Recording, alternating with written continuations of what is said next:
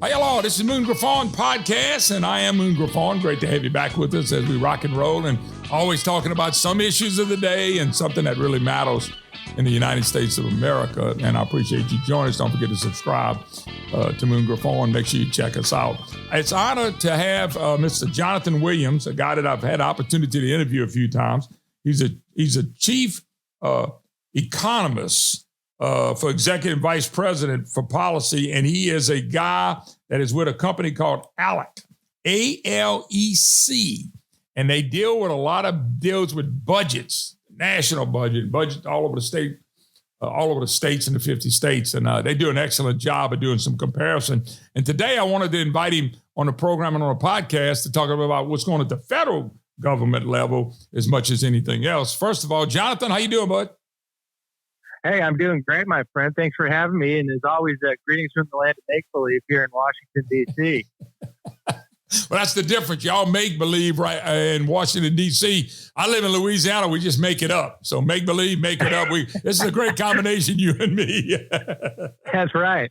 Anyway, listen, talk a little bit about your company and ALEC and tell people what that's all about for someone that may not know. Yeah, well, it's the nation's largest nonpartisan individual membership organization for state legislators across the country. So we work with the men and women who serve in their state capitals in Baton Rouge and capitals all across the country, working on better policy, free market policy. So the three ALEC guiding principles are free markets, limited government, and federalism, kind of the quintessential American principles from the founders, right? And so we've been around now we're celebrating our 50th anniversary this fall in Washington, D.C. We were founded in 1973 by about a dozen state legislators that got around the table and said, you know what, we need a conservative voice for America in the states because we don't believe the solutions are going to come from Washington, D.C. We think the problems come from Washington, D.C. We think the solutions come from the states. And so if you believe in those ideas, we encourage you to get involved with ALEC, encourage your state legislators that you work with to get involved with ALEC. You know, we're on this, fight for freedom and better policy across the country, and we invite all of you to join us in that cause. You know, one of the things that I'm trying to understand, Alex, and I'm a little older than you are, maybe a lot, is that I never knew spending other people's money and borrowing money was such a good thing, and it's really not. But it's like it's changed years ago, a long time ago. You know, you just didn't borrow all this money. You didn't go in all this debt. And now we spend our grandkids' money for now. And I don't think the American people understand the disaster this could happen. That could happen on all of our money. And from here on out, if we don't stop and slow down with some of the budgets. Biden just gave out his new budget, and I've been reading and watching people, and most people are laughing or crying. And everything's about spend money. But you had responsibility to spend money a certain way. And it seems that's kind of out the window now. That's right. And, that's the big difference between what this craziness of, this is, by the way, one of the very worst budgets I've ever seen in my life that's just been released by President Biden the other day. There's so many things that we could get into there, and just the ramp up in new spending as we've all suffered from these 40-year highs of inflation that's been eating away the buying power of all of our money out there. And he wants to double down and triple down on this approach of spending more, even in the face of this inflation. Then you add to the tax increases that are part of it. Talk about crippling the economy. And this, as we teeter on the verge of official recession, a lot of people feel like we've already been in a recession for the last year or more. For a lot of people, we have. But that being said, he just wants to double down on the tax increase side. That's going to cripple the American recovery or avoiding the worst of the recession, threats that's ahead of us. But back to your earlier point, and this is the big difference between the states and the federal government. States, at least 49 out of the 50 states, the only state in America that doesn't have a balanced budget amendment. You know what that one is? That is Bernie Sanders, Vermont. Probably no surprise to you. Well, by the way, I read some more stuff about Vermont today. They want illegals to start voting. And I was joking with my producer. I said, let me guess, Vermont, Bernie Sanders. And he said, yep. And I said, man, it's easy to remember the crazy ones. I mean, that's crazy. Right. I know you're not talking about that, but that's the crazy. Only state. they're the only one that doesn't have a balanced budget amendment. Them in Washington, D.C. But, D.C., we don't even go through the process of trying to balance the budget. The president was supposed to put out, as required by law, he's supposed to put out his budget back in February. Doesn't even put it out until mid-March now. And, we're supposed to have the budget done well before the new federal budget year starts on October 1st. And, year after year, they haven't been actually doing a budget. They've been passing what they call these continuing resolutions that just continue all the big spending and just continue it for another year. And so, that's the big difference between the federal government and the states. The states actually have to determine the needs versus wants. They have to go through some prioritization like we do as families across the business sector. We do at the kitchen table every night. We have to decide needs versus wants. At the end of the day, it comes down to who's going to be the adult in the room and say no when you need to actually say no, and say we don't have all the money that we want to spend on, right? We wish we could. I wish we could buy my kids everything they wanted, but at some point my wife and I have to say no. If it was up to my 4.5-year-old and 2.5-year-old, guess what? Nobody would ever say no.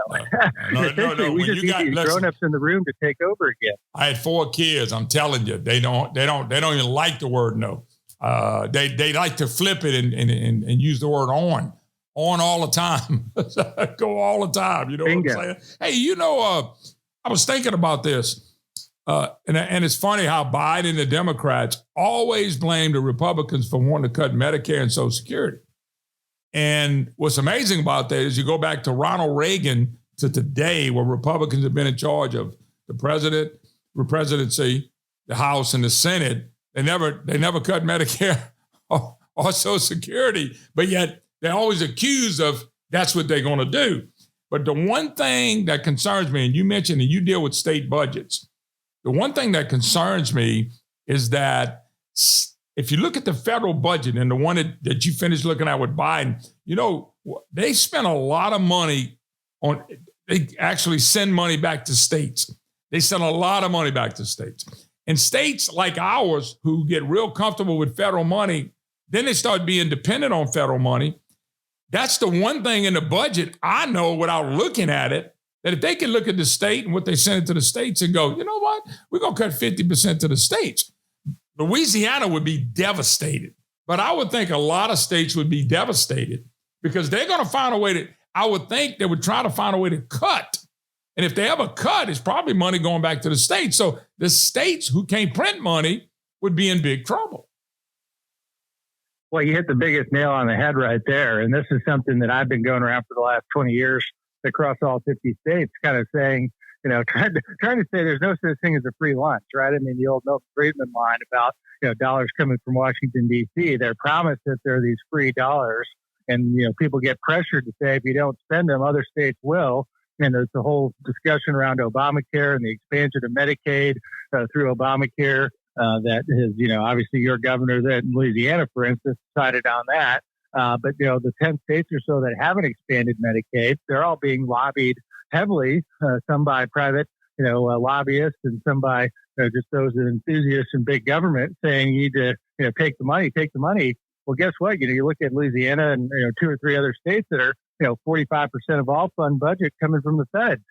And you get to that level of addiction on the federal support, and you have to, ask yourself that pretty painful question, Moon, and that, in this era of 31.5 trillion now, trillion with a T of national debt, how long can the Feds keep this up?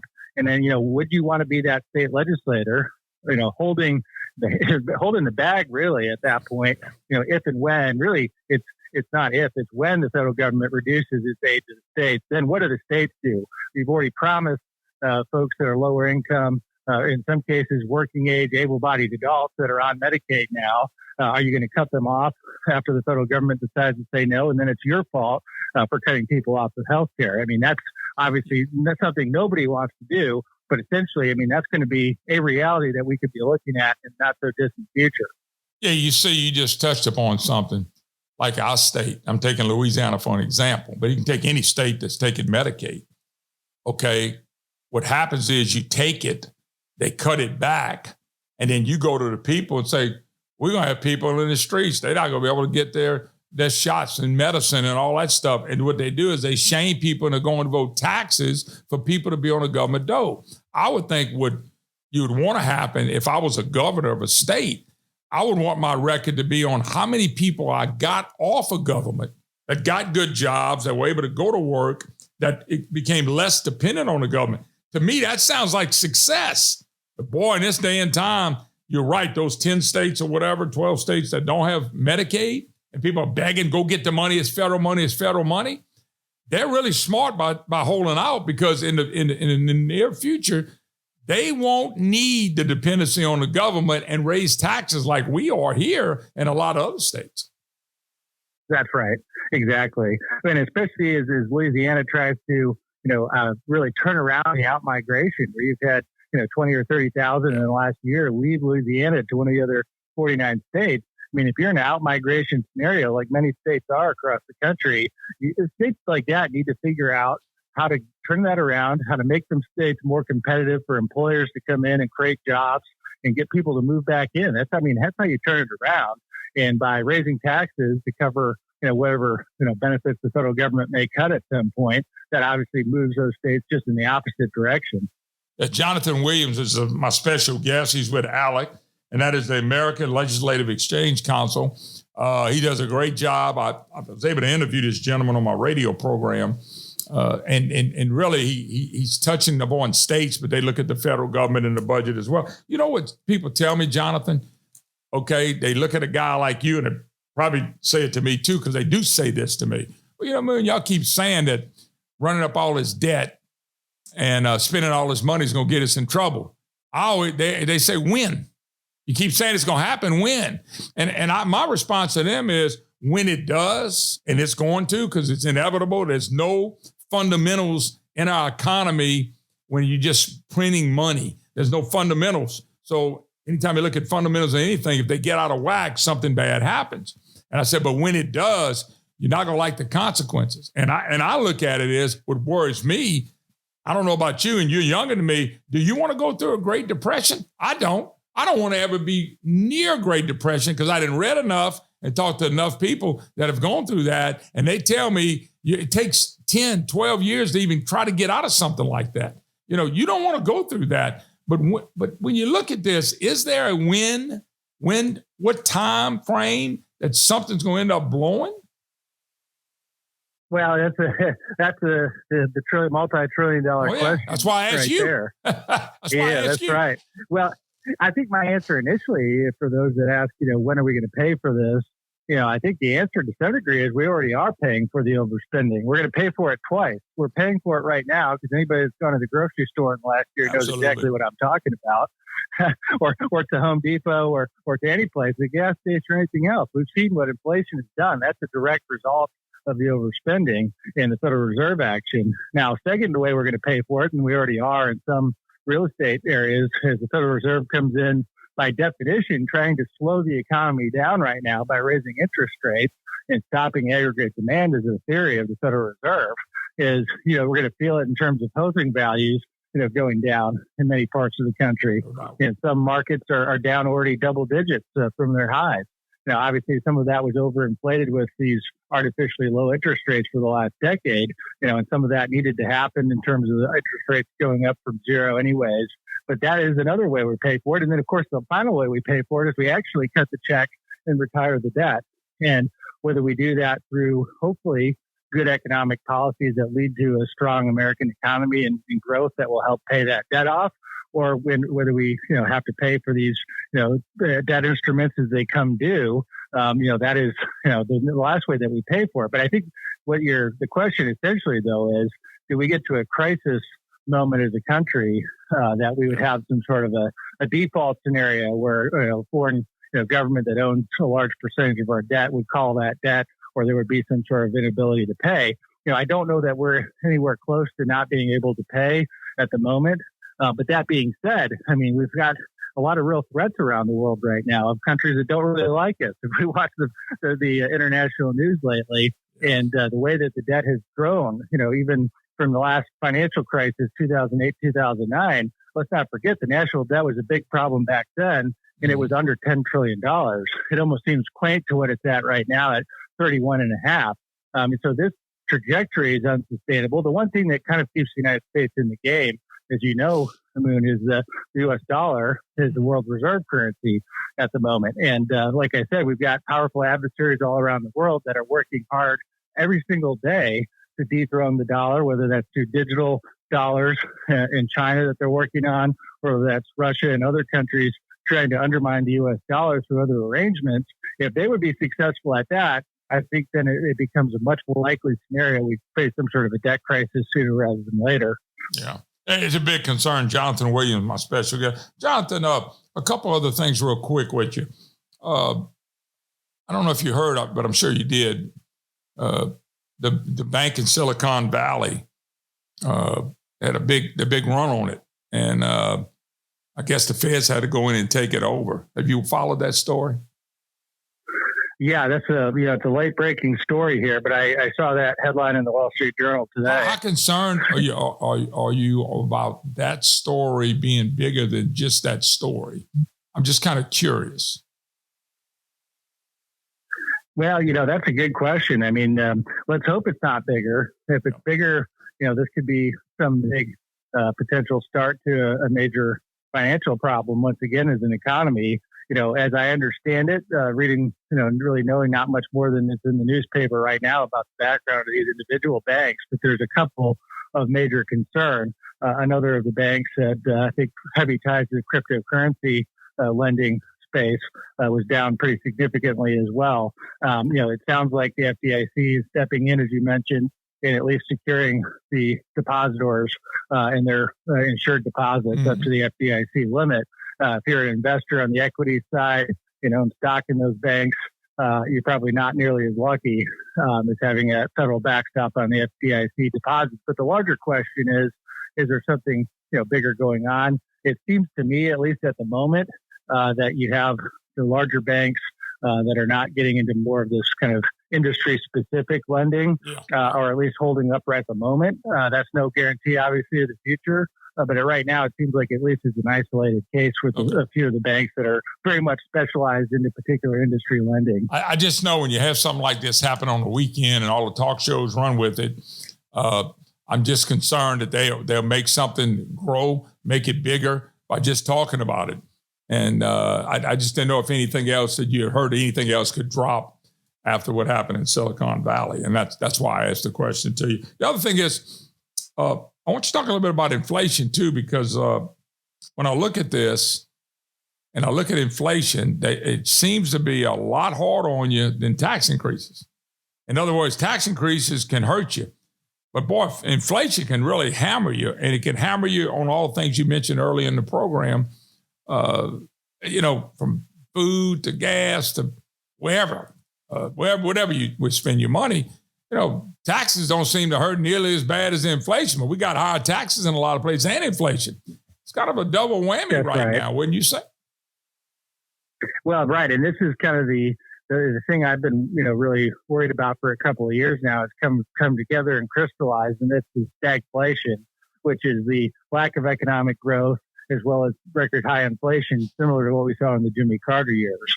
And then you add to that, additional tax increase proposals from the Biden administration, certain states now like California, looking to raise taxes, once again, New York and others, where in previous years, states have been, mostly cutting taxes, and that continues in the red states and probably a lot of the purple states. But you combine the tax increases, the inflation, lack of economic growth, and it's really no surprise why these markets are as jittery as they are, as we've seen in the Dow and the Nasdaq in recent days. And your point about does even an isolated example with a couple of banks going under, does that tip the scales on a jittery market overall into something that's much bigger? That's something that obviously is going to play out over the next number of days. Let's hope that's not the case. But the inflation tax, that's how it really is. It's a hidden tax. And it's what we're paying for the overspending now that's gone on, for far too long for the last decade. Well, that's another question. You came out with your 14th edition, Rich State, Poor State. If people will pick up the book, give us a little bit about what's in the book. Does it cover 50 states? What's all in the book of Rich State, Poor States? Well, it's a great publication that's also available online for free download. for all your listeners. richstatespoorstates.org is the website for that. You can also get it at alex.org. But it's essentially Art Laffer and Steve Moore, the former Wall Street Journal writer, and now our friend that's out on TV on Fox quite often. We've wanted to put this book together now 15 years ago. Wow. To say to your state legislator, for concerned citizens or businesses across the country, how does your state rank versus the other 49? And on important variables, you're looking at the performance side. And I know the other day we talked about Louisiana at 50th for performance. Yep. And, how is it that came about, whether it's the migration numbers or the GDP that we look at or the job growth numbers. But more importantly, going forward, we create a forecast based on current policies in the state that we call the economic outlook ranking. And then at that point, we can say, based on where the state stands today on public policy, like taxes and regulation and labor policy, how successful we think that state's going to be in the years ahead. Mm-hmm. And so that's what we've put together. We've kept those variables the same over the last 15 years. And we really, I think, have hit the nail on the head when it comes to predicting who some of the most successful economic growth states have been over the last decade. I noticed we didn't rank too high. That's right. Louisiana was 50th out of 50. That's not too good. That's right. Well, at least a glass half empty, glass half full, right? There's nowhere to go but up at That's that correct. Point, right? That's correct. So. Yeah, well, and I'll let you go in just a second, but I know that I agree with you. But in our case, you got to have people that want to move the ball in the right direction. And we seem to have people that want to do that. We don't seem to have enough of them. And that's our problem. We get close to doing something and we decide, we like where we are. I don't want to be known as a state with the motto of 50th and damn well proud of it. I don't want to have that. So we got some people trying to do something here, and I'm hoping and praying that we can change that around. Jonathan. Well, let's hope. I mean, you got a new governor coming in, whether it's one way or the other. You're going to have a new voice there in the governor's office. I think that's going to be key. And, I come from a state, as you know, Moon, Michigan's my home state originally before moving to Virginia in the D.C. area. And we were on that 50th out of 50 ranking for many years under Jennifer Granholm, who now unfortunately is the Secretary of Energy under the Biden administration. But it was a single state recession that we were in for almost a decade in Michigan as the auto manufacturing industry all moved overseas and whatnot. I mean, and we turned it around. So, I mean, the good news is if we can turn it around in Michigan, there's hope for Louisiana and other states at the bottom. Well, I'm going to agree with you. Look, I'm going to let you go. Jonathan Williams, our friends at ALEC, ALEC, and it's American Legislative Exchange Council. Thank you so much. God bless, and I appreciate it. And I just want to let people know if they will make sure you check out the Moon Griffon podcast. Wherever you get your podcasts, we're on most of the places that you get them. Please subscribe. We want you to subscribe and let people know more about us as we cover national issues. God bless. Have a great day.